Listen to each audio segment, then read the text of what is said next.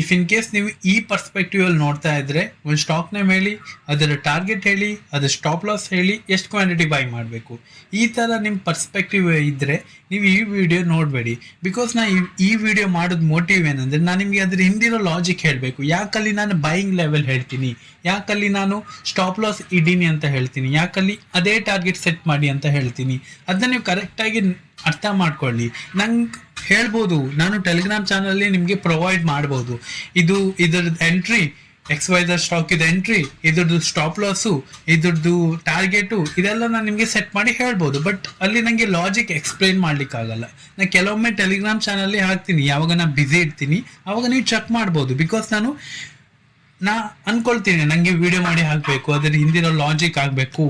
No issue, views ಬರಲೇ ಇಲ್ಲಿ, but ಅದ್ರ ಹಿಂದಿರೋ ಲಾಜಿಕ್ ನೋಡಿ. ಬಿಕಾಸ್ ನಾನು ಕೆಲವೊಮ್ಮೆ ಯೂಟ್ಯೂಬ್ ಅನಲಿಟಿಕ್ಸ್ ನೋಡಿದಾಗ ಅಲ್ಲಿ ತುಂಬ ಜನ ವಿಡಿಯೋ ಫುಲ್ ನೋಡಲ್ಲ.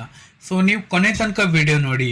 ಇಫ್ ಇನ್ ಕೇಸ್ ನೀವು ಲೈಕ್ ಮಾಡಿ ಅಥವಾ ಸಬ್ಸ್ಕ್ರೈಬ್ ಮಾಡದೇ ಇದ್ರಿ ಏನು ಕೂಡ ಮಾಡಬೇಡಿ. ಜಸ್ಟ್ ನಿಮಗೆ ಆ ಲಾಜಿಕ್ ಅರ್ಥ ಮಾಡ್ಕೊಳ್ಳಿ. ಯಾಕೆ ನಾ ಸ್ಟಾಕ್ ಇದ್ದು ಅಲ್ಲಿ ಬೈಯಿಂಗ್ ಲೆವೆಲ್ ಹೇಳ್ತೀನಿ, ಯಾಕೆ ಅಲ್ಲಿ ಸ್ಟಾಪ್ ಲಾಸ್ ಇದ್ದೀನಿ ಅಂತ ಹೇಳ್ತೀನಿ, ಯಾಕೆ ಅದು ಟಾರ್ಗೆಟ್ ಸೆಟ್ ಮಾಡಿ ಅಂತ ಹೇಳ್ತೀನಿ. ಅದನ್ನ ನೀವು ಅರ್ಥ ಮಾಡ್ಕೊಂಡ್ರೆ ನನ್ನ ವಿಡಿಯೋ ಮತ್ತು ನೀವು ನೋಡ್ಲಿಕ್ಕೆ ಬೇಡ. ಬಿಕಾಸ್ ನಿಮಗೆ ಆ ಸೈಕಾಲಜಿ ಅರ್ಥ ಆಗುತ್ತೆ, ಹೇಗೆ ಅದು ಫೀಲ್ ಮಾಡ್ಬೇಕು ನಾವು, ಬಯರ್ ಸೆಲ್ಲರ್ ಸೆಂಟಿಮೆಂಟ್ ಹೇಗೆ ಅರ್ಥ ಆಗುತ್ತೆ. ಇದನ್ನ ನೀವು ಅರ್ಥ ಹಾಕೊಂಡ್ರೆ ಮಾತ್ರ ನೀವು ಒಂದು ಪ್ರಾಫಿಟೇಬಲ್ ಟ್ರೇಡರ್ ಆಗ್ತೀರಾ. 100% ನೆನ್ಪಿಟ್ಕೊಳ್ಳಿ. ಈಸಿ ವೇಯಿಂದ ನೀವು ಇಲ್ಲಿ ಸ್ಟಾಕ್ ಮಾರ್ಕೆಟಲ್ಲಿ ಹಣ ಮಾಡ್ಲಿಕ್ಕಾಗಲ್ಲ. ಸೊ ಫಸ್ಟ್ ಸ್ಟಾಕ್ ಬಂದು ರೈಟ್ಸ್ ಲಿಮಿಟೆಡ್. ಸೊ ಇಲ್ಲಿ ಎಷ್ಟೊಂದು ಒಳ್ಳೆ ಪ್ರೈಸ್ ಆಕ್ಷನ್ ಮಾಡಿದೆ. ನೀವು ಇಲ್ಲಿ ಪ್ರೀವಿಯಸ್ ಟೈಮಲ್ಲಿ ನೋಡ್ಬೋದು, ಒಂದೊಳ್ಳೆ ಬ್ರೇಕ್ ಡೌನ್ ಆಯಿತು. ಅದ್ರ ನಂತರ ಬಯರ್ಸ್ ಬಂದರು, ಅಗೇನ್ ಸೆಲ್ಲಿಂಗ್ ಬಂತು. ಪ್ರೀವಿಯಸ್ ಟೈಮಲ್ಲಿ ಎಷ್ಟು ಫಾಸ್ಟ್ ಸೆಲ್ಲಿಂಗ್ ಬಂದಿದೆ, ಅಗೇನ್ ಆ ಸೆಲ್ಲಿಂಗ್ ಕಂಟಿನ್ಯೂ ಆಗ್ತಿಲ್ಲ. ದಟ್ ಮೀನ್ಸ್ ಇಲ್ಲಿ ಸ್ವಲ್ಪ ಲೂಸ್ ಆಗ್ತಿದ್ದಾರೆ ಅಂತ. ದೆನ್ ಅಗೇನ್ ಬೈಯಿಂಗ್ ಹೋಯ್ತು, ಸೇಮ್ ಬೈಯಿಂಗ್ ಪ್ರೀವಿಯಸ್ ಟೈಮಲ್ಲಿ ಏನು ಬೈಯಿಂಗ್ ಬಂದಿದೆ ಈ ಬೈಯಿಂಗ್ ಕೂಡ ಸೇಮ್ ಲೆವೆಲ್ ಇಂದ ಬರ್ತಾ ಇಲ್ಲ. ದಟ್ ಮೀನ್ಸ್ ಇಲ್ಲಿ ಬಯರ್ಸ್ ಕೂಡ ಲೂಸ್ ಆಗಿದ್ದಾರೆ. ಇಫ್ ಇನ್ ಕೇಸ್ ಇದು 600 ನ ಬ್ರೇಕ್ ಆಯಿತು ಅಥವಾ ಇದು 645 ನ ಕೂಡ ಬ್ರೇಕ್ ಆಯಿತು, ಅಲ್ಲಿಂದ ಒಂದೊಳ್ಳೆ ಮೊಮೆಂಟಮ್ ನಾವು ಎಕ್ಸ್ಪೆಕ್ಟ್ ಮಾಡ್ಬೋದು. ಬಟ್ ಫಾರ್ ನಾವ್ ಅಂದ್ರೆ ನಾಳೆಗೆ ನಾವು ಯಾವಾಗ ಇದು 640 ನ ಬ್ರೇಕ್ ಆಗ್ತದೆ ಫ್ಲಾಟ್ ಓಪನ್ ಆಗಿ, ದಟ್ ಮೀನ್ಸ್ ಸಮಥಿಂಗ್ ಇದು 630 ಹತ್ರ ಓಪನ್ ಆಗಿ ಯಾವಾಗ ಇದು ಡೇ ಹೈಕ್ಕಿಂತ ಅಪ್ಸೈಡ್ ಅಲ್ಲಿ ಬ್ರೇಕ್ಔಟ್ ಆಗಿ ಒಂದು ಕ್ಯಾಂಡಲ್ ಕ್ಲೋಸ್ ಆಗಿ ಸ್ವಲ್ಪ ಸಸ್ಟೇನ್ ಆಗ್ತಾರಲ್ಲ, ಆವಾಗ ನಾವು ಇದು ಬೈಯಿಂಗ್ ನ ಪ್ಲಾನ್ ಮಾಡ್ಬೋದು. ನಮ್ದು ಸ್ಟಾಪ್ ಲಾಸ್ ಏನಿರುತ್ತಲ್ಲ ಅದು 630 ಹತ್ರ ಇರುತ್ತೆ. ನಮ್ದು ಟಾರ್ಗೆಟ್ 1:2 ನಮ್ದು ಮಿನಿಮಮ್ ಟಾರ್ಗೆಟ್ ಆಗಿರುತ್ತೆ. ಫೈನ್. ಇಫ್ ಇನ್ ಕೇಸ್ ಇದು ಗ್ಯಾಪ್ ಅಪ್ ಓಪನ್ ಆದ್ರೆ ಇಗ್ನೋರ್ ಮಾಡು. ಯಾಕಂದ್ರೆ ನೀವು ಇಲ್ಲಿ ಪ್ರೀವಿಯಸ್ ಟೈಮಲ್ಲಿ ನೋಡ್ಬೋದು, ಬಯರ್ಸಿಗೆ ಅಷ್ಟೊಂದು ಗ್ಯಾಪ್ ಅಪ್ ಸಿಗ್ತಾ ಇಲ್ಲ. ಯಾವಾಗ ಇದು ಗ್ಯಾಪ್ ಅಪ್ ಓಪನ್ ಆಗ್ತಾರೆ ಅಲ್ಲಿಂದ ಪ್ರಾಫಿಟ್ ಬುಕ್ಕಿಂಗ್ ಬರೋ chances are very high. So gap up open ಆದ್ರೆ ನನ್ನ ಪ್ರಕಾರ ಸ್ವಲ್ಪ ವಾಲಟೈಲ್ ಟು ಸೈಡ್ ವೇಸ್ ಇರ್ಬೋದು. ಸೊ ದಟ್ ಆಲ್ರೆಡಿ ಪ್ರಾಫಿಟ್ ಕೂಡ ಹೋಗಿರುತ್ತೆ ಕೈಯಿಂದ. ಸೊ ಅದಕ್ಕೆ ನಾವು ಸ್ವಲ್ಪ ಕ್ವಾಲಿಟಿ ಲೆಸ್ ಮಾಡಿ ಪ್ಲಾನ್ ಮಾಡೋದು ಬೆಟರ್. ಇಫ್ ಇನ್ ಕೇಸ್ ನಿಮ್ದು ಯಾವುದಾದ್ರೂ ಒಂದು ಲೆವೆಲ್ ಇದ್ರೆ ನನ್ನ ಪ್ರಕಾರ ಆ ದಿನ ಅವಾಯ್ಡ್ ಮಾಡೋದು better. If in case gap down open ಆದ್ರೆ ಈ ಬಯರ್ಸ್ ಇದು ಲಾಸ್ಟ್ ಸ್ಟಾಪ್ ಇದೇ ಸ್ಟಾಪ್ ಲಾಸ್ ಉಂಟು. ಇಲ್ಲಿಂದ ಡೌನ್ ಸೈಡ್ ಬಂದ್ರೆ ಒಂದು ಪುಲ್ ಕೊಡ್ಬೋದು. ಬಿಕಾಸ್ ಇಲ್ಲಿ ಸೆಲರ್ಸ್ ಕೂಡ ಪ್ರಾಫಿಟ್ ಆಗ್ತಾರೆ, ಅವ್ರು ಸ್ವಲ್ಪ ಪ್ರಾಫಿಟ್ ಬುಕ್ ಮಾಡ್ತಾರೆ if in case gap down open ಆದ್ರೆ. ಅಂಡ್ ಇದು ಬಯರ್ಸ್ ಇದು ಒಂದು ಲೆವೆಲ್ ಆಗಿರ್ತಾರೆ, ಇಲ್ಲಿ ಸ್ವಲ್ಪ ಬಯರ್ಸ್ ಟ್ರೈ ಮಾಡ್ತಾರೆ. ಇಫ್ ಇನ್ ಕೇಸ್ ಇಲ್ಲಿಂದ ಲೋ ಫಾರ್ಮೇಶನ್ ಮಾಡಿದ್ರೆ ಏನ್ ಮಾಡೋ, ನಾವಿಲ್ಲಿ ಸ್ವಲ್ಪ ಕ್ವಾಂಟಿಟಿ ಲೆಸ್ ಮಾಡಿ ಟ್ರೇಡ್ ಮಾಡೋಣ. ಬಿಕಾಸ್ ಆಲ್ರೆಡಿ ಗ್ಯಾಪ್ ಡೌನ್ ಇಂದ ಸೆಲರ್ಸಿಗೆ ಒಂದೊಳ್ಳೆ ಪ್ರಾಫಿಟ್ ಆಗಿದೆ. ಸೊ ಇಲ್ಲಿಂದ ಕ್ವಾಂಟಿಟಿ ಲೆಸ್ ಮಾಡಿ ಸೆಲ್ ಮಾಡೋಣ. ಅಲ್ಲಿಂದ ಒಂದೊಳ್ಳೆ ಮೊಮೆಂಟಮ್ ಸಿಕ್ಕರೆ ನಾವಿದು 1:1 ನ ಪ್ಲಾನ್ ಮಾಡಬೇಕಾಗುತ್ತೆ. ಬಿಕಾಸ್ ಒಂದು ಆಲ್ರೆಡಿ ಮೊಮೆಂಟಮ್ ಹೋಗಿರುತ್ತೆ ನನ್ನ ಪ್ರಕಾರ. ಫೈನ್. ಇಫ್ ಇನ್ ಕೇಸ್ ದೊಡ್ಡ ಗ್ಯಾಪ್ ಡೌನ್ ಓಪನ್ ಆದ್ರೆ ಇಗ್ನೋರ್ ಮಾಡೋ. If in case market flat open ಆಗಿ ಡೇ ಲೋನ ಕೂಡ ಬ್ರೇಕ್ ಆಗಿತ್ತು ಅಂದ್ರೆ ನಾವಲ್ಲಿ ಪ್ಲಾನ್ ಮಾಡ್ಬೋದು, ಬಟ್ ಕ್ವಾಂಟಿಟಿ ಲೆಸ್ ಇಡುವ. ಬಟ್ ಇದು ನನ್ನ ಪಾಯಿಂಟ್ ಆಫ್ ವ್ಯೂ ಅಲ್ಲಿ ನಾವು ಇದನ್ನ ನಾಳೆ ಬೈಯಿಂಗ್ ನ ನೋಡಿದ್ರೆ ಬೆಟರ್ ಅಂತ. ಬಿಕಾಸ್ ಸ್ವಲ್ಪ ಬಯರ್ಡ್ ಸ್ವಲ್ಪ ಜಾಸ್ತಿ ಆಕ್ಟಿವೇಟ್ ಇದ್ದಾರೆ ಅಂತ ನಂಗೆ ತೋರ್ತಾ ಉಂಟು. ಸೆಕೆಂಡ್ ಒನ್ ನೋಡ್ಲಿಕ್ಕೆ ಹೋದ್ರೆ ಕೋಲ್ ಇಂಡಿಯಾ. ಸೊ ಇಲ್ಲಿ ನೀವು ನೋಡ್ಬೋದು ಪ್ರೀವಿಯಸ್ ಟೈಮ್ ಅಲ್ಲಿ ಇಲ್ಲಿ ಏನಾಗಿದೆ ಅಂದ್ರೆ ಬ್ರೇಕ್ ಡೌನ್ ಫೇಲ್ ಆಗಿದೆ. ದಟ್ ಮೀನ್ಸ್ ಯಾರೆಲ್ಲ ಇಲ್ಲಿ ಬ್ರೇಕ್ ಡೌನ್ ಮಾಡಿದ್ದಾರೆ ಅವ್ರದೆಲ್ಲ ಸ್ಟಾಪ್ ಲಾಸು ಇಲ್ಲುಂಟು. ದಟ್ ಮೀನ್ಸ್ ಇಲ್ಲಿ ಯಾರೆಲ್ಲ ಬ್ರೇಕ್ ಡೌನ್ ಅಲ್ಲಿ ಸೆಲ್ ಮಾಡಿದ್ದಾರೆ ಅವ್ರದೆಲ್ಲ most of the stop loss ಎಲ್ಲ ಇಲ್ಲುಂಟು. ಯಾವಾಗ ಈ ಹೈಕಿಂದ ಅಪ್ಸೈಡ್ ಅಲ್ಲಿ ಬ್ರೇಕ್ಔಟ್ ಆಗ್ತಾರಲ್ಲ ಆವಾಗ ನಾವಿಲ್ಲಿ ಬೈಯಿಂಗ್ ನ ಪ್ಲಾನ್ ಮಾಡ್ಬೋದು. ನಮ್ದು ಸ್ಟಾಪ್ ಲಾಸ್ ಏನಿರುತ್ತೆ 420 ಹತ್ರ ನಮ್ದು ಸ್ಟಾಪ್ ಲಾಸ್ ಇರುತ್ತೆ. ನಮ್ದು ಎಂಟ್ರಿ ಸ್ವಲ್ಪ ಅರ್ಲಿ ಆಗಬೇಕು. ಯಾಕಂದ್ರೆ ಇಲ್ಲಿ ನೋಡ್ಬೋದು ಪ್ರೀವಿಯಸ್ ಟೈಮಲ್ಲಿ first time, second time, third time, fourth time, fifth time. Because ಇದು 5 ಟೈಮ್ ಇಂದ ದಟ್ ಮೀನ್ಸ್ 5ನೇ ಸಲ ಕೂಡ ಇದು ಸೇಮ್ ರೆಸಿಸ್ಟೆನ್ಸ್ ಎಕ್ಸ್ಪೆಕ್ಟ್ ಮಾಡ್ತಾ ಉಂಟು. ದಟ್ ಮೀನ್ಸ್ ಈ ರೆಸಿಸ್ಟೆನ್ಸ್ ಈಗ ವೀಕ್ ಆಗಿದೆ ಅಂತ ಅರ್ಥ. ಯಾವಾಗ ಈ ಹೈಕ್ಕಿಂತ ಅಪ್ಸೈಡ್ ಅಲ್ಲಿ ಬ್ರೇಕ್ಔಟ್ ಆಗ್ತಾರೆ ಆವಾಗ ನಾವು ಇದು ಬೈ ಮಾಡ್ಬೋದು. ಈ ಹೈ ಉಂಟಲ್ಲ, ಈ ಹೈಕ್ಕಿಂತ ಯಾವಾಗ ಬ್ರೇಕ್ಔಟ್ ಆಗ್ತಾರೆ ನಾವಿದು ಬೈಂಗ್ ನ ಪ್ಲಾನ್ ಮಾಡ್ಬೋದು. ನಮ್ದು ಎಂಟ್ರಿ ಲೆವೆಲ್ ಈ ಹೈನ ಸಸ್ಟೈನ್ ಆಗ್ತಾರೆ 422, ಅದು ನಮ್ದು ಎಂಟ್ರಿ ಲೆವೆಲ್ ಆಗಿರುತ್ತೆ. ನಮ್ದು ಸ್ಟಾಪ್ ಲಾಸ್ ಲೆವೆಲ್ 420 ಆಗಿರುತ್ತೆ. ನಮ್ದು ಟಾರ್ಗೆಟು 1:2 ಮಿನಿಮಮ್ ಟಾರ್ಗೆಟ್ ಆಗಿರುತ್ತೆ.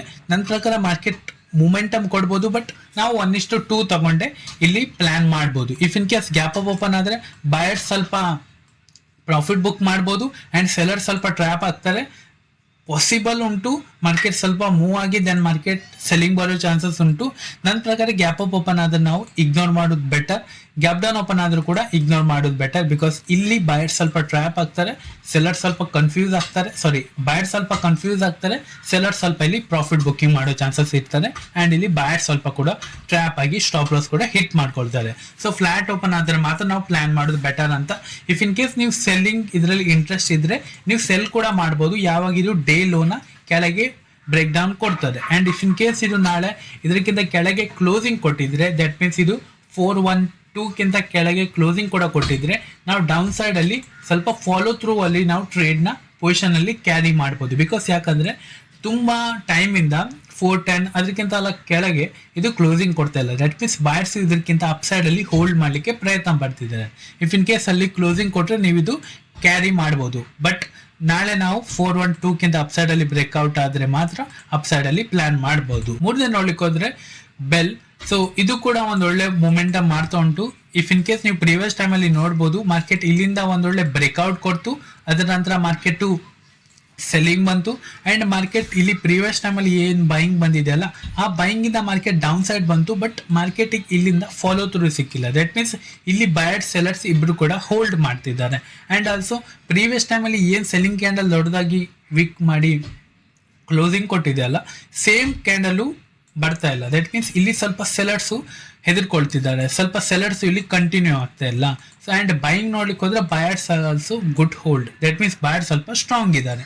ಇಫ್ ಇನ್ ಕೇಸ್ ಇದು ಗ್ಯಾಪ್ ಅಪ್ ಓಪನ್ ಆದರೆ ಈ ಬಯರ್ಸ್ ಏನು ಮಾಡ್ತಾರೆ, ಪ್ರಾಫಿಟ್ ಬುಕ್ಕಿಂಗ್ ಮಾಡ್ತಾರೆ. ಇಲ್ಲಿಂದ market sideways to volatile ಇರ್ಬೋದು. If in case market gap down open ಆದರೆ ಏನಾಗುತ್ತೆ ಅಂದರೆ ಮಾರ್ಕೆಟಲ್ಲಿ ಸೆಲ್ಲರ್ಸ್ ಏನೇ ಇರ್ತಾರಲ್ಲ ಅವ್ರಿಗೆ ಒಂದೊಳ್ಳೆ ಪ್ರಾಫಿಟ್ ತೋರ್ತಾ ಇರುತ್ತೆ. ಇಲ್ಲಿ ಸ್ವಲ್ಪ ಸೆಲ್ಲಿಂಗ್ ಬರ್ಬೋದು.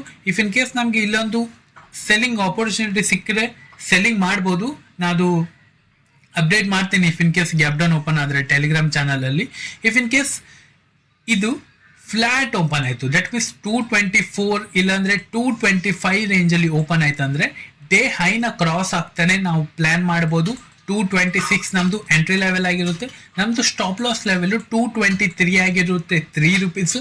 ನಮ್ಮದು ಟಾರ್ಗೆಟು ಮಿನಿಮಮ್ 1:2 ಇರ್ಬೋದು, ಮ್ಯಾಕ್ಸಿಮಮ್ ನೀವು ಎಷ್ಟು ಕೂಡ ಇಡ್ಬೋದು. ಬಿಕಾಸ್ ನಂದು ಆಲ್ಮೋಸ್ಟ್ ಎಲ್ಲ ಟಾರ್ಗೆಟು 1:2 ಇರ್ತಾರೆ. ಬಿಕಾಸ್ ಅದು ಲಾಂಗ್ ರನ್ನಲ್ಲಿ ತುಂಬ ಹೆಲ್ಪ್ ಆಗ್ತಾರೆ. ಇಫ್ ಇನ್ ಕೇಸ್ ನೀವು ದೊಡ್ಡ ಕ್ಯಾಪ್ಚರ್ ಮಾಡೋಕ್ಕೆ ಕೆಪಾಸಿಟಿ ಇದ್ದರೆ ನೀವು 1:3 ಕೂಡ ಪಾಸಿಬಲಿ ಅಚೀವ್ ಮಾಡ್ಬೋದು, ಇಲ್ಲ 1:4 ಕೂಡ ಅಚೀವ್ ಮಾಡ್ಬೋದು. ಅದು ನಿಮ್ಮ ಬಿಟ್ಟಿದ್ದು. ಬಟ್ ನನ್ನ ಪ್ರಕಾರ 1:2 ಇಸ್ ಓಕೆ. ಸ್ಟಾರ್ಟಿಂಗಲ್ಲಿ ಇದ್ದಾಗ 1:2 ಓಕೆ, ಬಿಕಾಸ್ ನಾವು ಕೂಡ ಸ್ಟಾರ್ಟಿಂಗಲ್ಲೇ. ಸೊ ಹೋಗ್ತಾ ನಾವು ದೊಡ್ಡ ಟಾರ್ಗೆಟ್ನ ಅಚೀವ್ ಮಾಡ್ಬೋದು. ಬಿಕಾಸ್ ನಾವು ಸ್ವಲ್ಪ ಸಣ್ಣ ಹೆಜ್ಜೆನೆ ಇಡೋಣ. Fine. So gap down open ಆದರೆ big gap up, day high above and day low below open ಆದ್ರೆ ನಾವು ಇಗ್ನೋರ್ ಮಾಡು. ಫೈನ್. ಈಗ ನನ್ನೊಂದು ಲಾಸ್ಟ್ ಅಲ್ಲಿ ನೀವು ಹೆಲ್ಪ್ ಮಾಡಬೇಕು. ಏನಂದ್ರೆ ನಾ ಈ 3 ಸ್ಟಾಕ್ ಇದ್ದು ಎಂಟ್ರಿ SL ಟಾರ್ಗೆಟ್ ವಿಡಿಯೋ ಮೂಲಕ ಕೂಡ ಹೇಳ್ತೀನಿ. ಅಂಡ್ ನಾನು Telegram channel if in case video ಮಾಡ್ಲಿಕ್ಕೆ ಆಗಿಲ್ಲ ಅಂದ್ರೆ ಅಪ್ಡೇಟ್ ಮಾಡ್ತೀನಿ. ನಿಮ್ಗೆ ಯಾವುದು ಜಾಸ್ತಿ ಕ್ಲಿಯರ್ ಆಗ್ತದೆ, ನಿಮ್ಗೆ ಎಂಟ್ರಿ SL ಟಾರ್ಗೆಟೇ ಬೇಕಾ ಟೆಲಿಗ್ರಾಮ್ ಚಾನಲ್ ಅಲ್ಲಿ ಅದನ್ನ ಹಾಕ್ತೀನಿ. ಇಫ್ ಇನ್ ಕೇಸ್ ನಿಮ್ಗೆ ವಿಡಿಯೋ ಮೂಲಕ ಬೇಕಂದ್ರೆ ನಿಮ್ಗೆ ಕರೆಕ್ಟ್ ಅದ್ರದ್ದು ಸೈಕಾಲಜಿ ಅರ್ಥ ಮಾಡ್ಕೊಳ್ಬೇಕು, ಅದ್ರ ಯಾಕೆಲ್ಲಿ SL ಅಂತಾರೆ, ಯಾಕೆಲ್ಲಿ ಟಾರ್ಗೆಟ್ ಅಂತಾರೆ, ಇದು ನಿಮ್ಗೆ ಅರ್ಥ ಮಾಡ್ಕೊಳ್ಬೇಕಂದ್ರೆ ನನಗೆ ವಿಡಿಯೋ ಅಂತ ಕಮೆಂಟ್ ಬಾಕ್ಸ್ ಮೂಲಕ ತಿಳಿಸಿ ಪ್ಲೀಸ್. ನಂದು ಇದೊಂದು ರಿಕ್ವೆಸ್ಟ್, ಅರ್ಥ ಮಾಡ್ಕೊಳ್ಳಿ. ಬಿಕಾಸ್ ಯಾಕಂದ್ರೆ ನನಗೆ ಅರ್ಥ ಆಗಬೇಕು ನನ್ನ ಆಡಿಯನ್ಸ್ ಹೇಗಿದ್ದಾರೆ, ಅವರಿಗೆ ವಿಡಿಯೋ ಓಕೆ ಸೂಟ್ ಆಗುತ್ತಾ ಅಥವಾ ಅವರಿಗೆ ಎಂಟ್ರಿ ಸ್ಟಾಪ್ ಲಾಸೇ ಬೇಕಂತ. ಬಿಕಾಸ್ ಯಾವಾಗ ನಾವು ನಿಮ್ಮದು ಟೇಸ್ಟ್ ಅರ್ಥ ಮಾಡ್ಕೊಳ್ತೀವಿ ಆವಾಗ ನಮ್ಮದು ಬೆಸ್ಟ್ ನಾವು ಕೊಡಲಿಕ್ಕೆ ಪ್ರಯತ್ನ ಪಡ್ಬೋದು. ಫೈನ್. ಐ ಹೋಪ್ ನಿಮ್ಗೆ ಈ ವಿಡಿಯೋದಿಂದ ಏನಾದರೂ ವ್ಯಾಲ್ಯೂ ಸಿಕ್ತಾ ಅಂತ ಅಂದ್ಕೊಳ್ತೀನಿ ನಿಮ್ಮ ಟೈಮಿಂದು. ಇಫ್ ಇನ್ ಕೇಸ್ ನೀವು ಇದೇ ರಿಲೇಟೆಡ್ ವಿಡಿಯೋ ಬೇಕಂದರೆ ಚಾನಲ್ನ ಸಬ್ಸ್ಕ್ರೈಬ್ ಮಾಡೋದು ಕೂಡ ಮರಿಬೇಡಿ. ಈ ವಿಡಿಯೋದಲ್ಲಿ ಇಷ್ಟೇ. Thank you. Have a good day.